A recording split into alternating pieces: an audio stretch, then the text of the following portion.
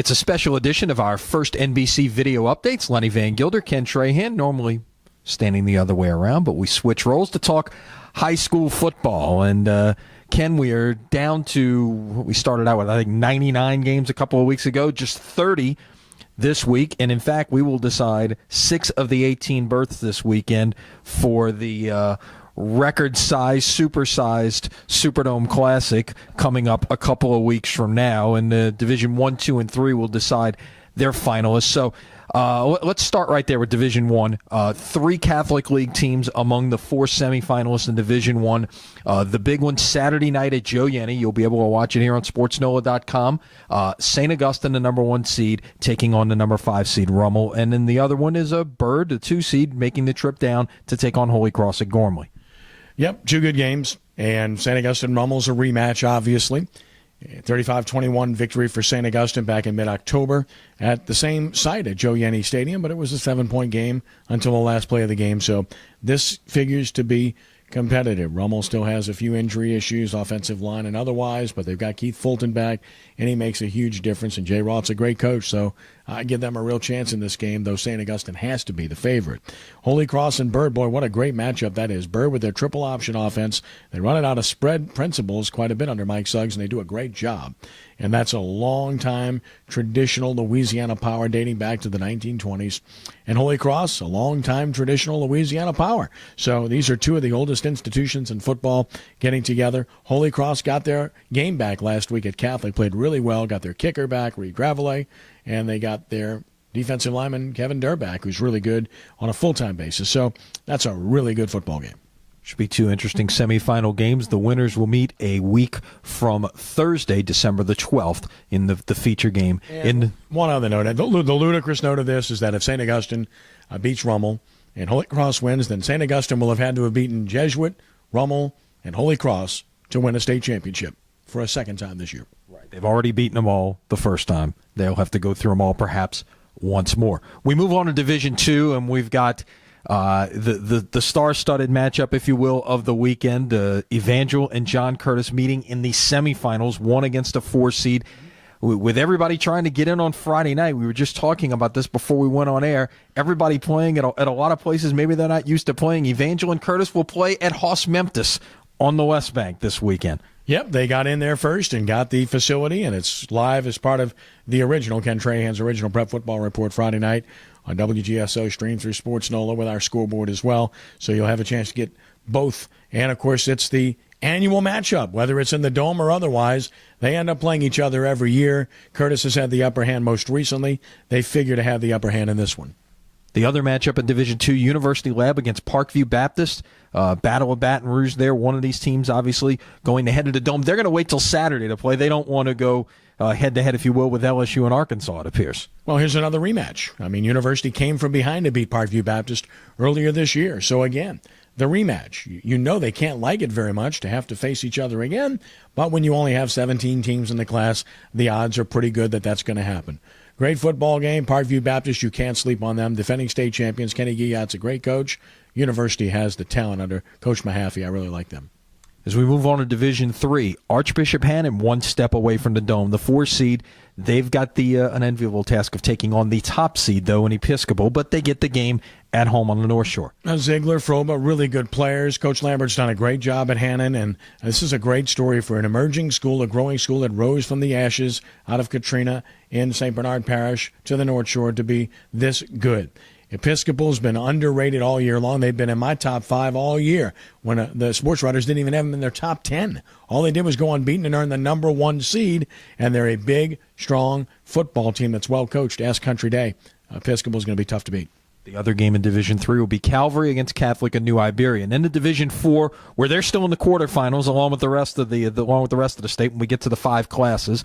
The one local team here, the 3 seed Country Day at home against St. Frederick. Again, the lights coming in for Country Day for this one. And at 7 p.m., Country Day normally plays the nighttime light special at 6 p.m., but St. Frederick wanted to have a normal routine, so they said 7, so they're playing at 7.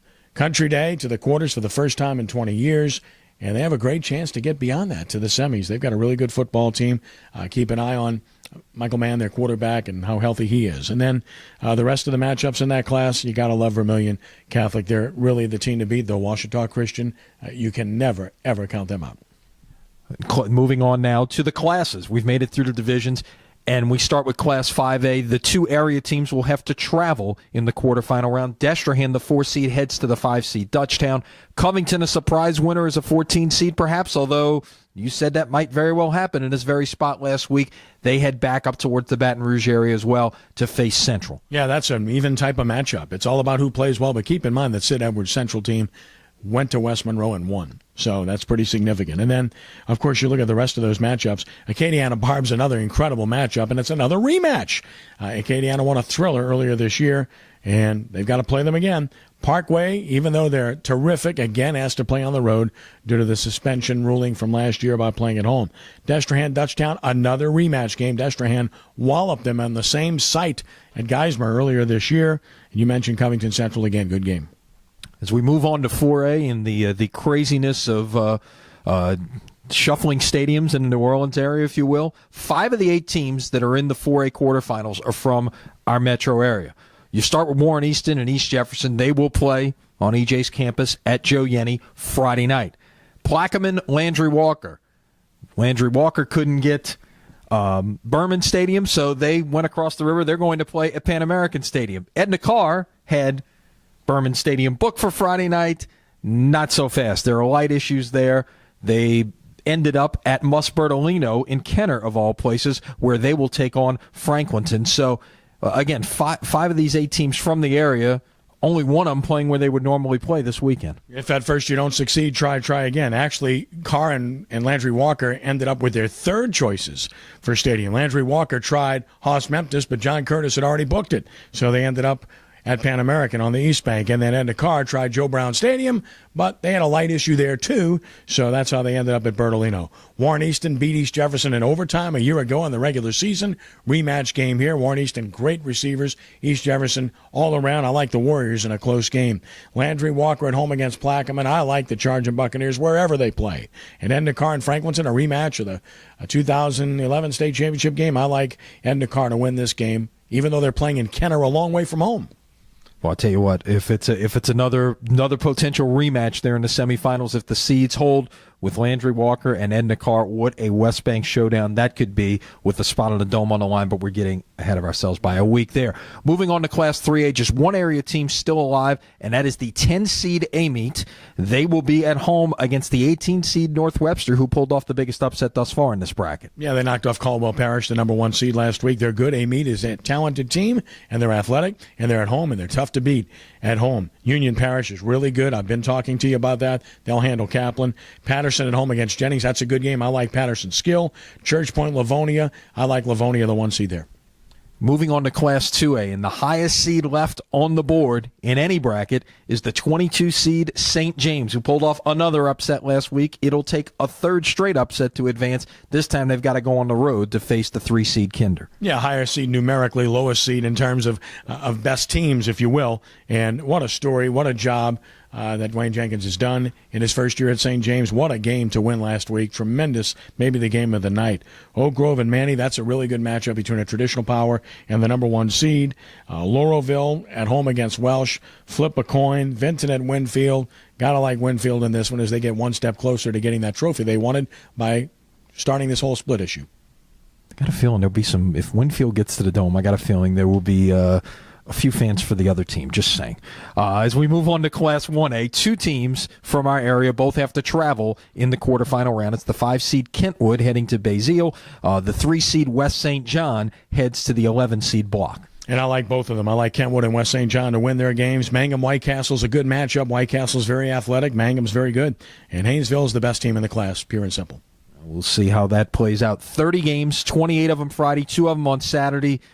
In the New Orleans area, it seems like you need a roadmap to figure out who's playing where, but we've got it all for you at sportsnola.com, the place to follow all your scores on Friday night, and listen to Ken's original as well, where he will have live play-by-play coverage of the game of the night, Evangel and John Curtis. And, of course, stay with us right here at sportsnola.com, where we'll have all the recaps as well as all of your scores all night long.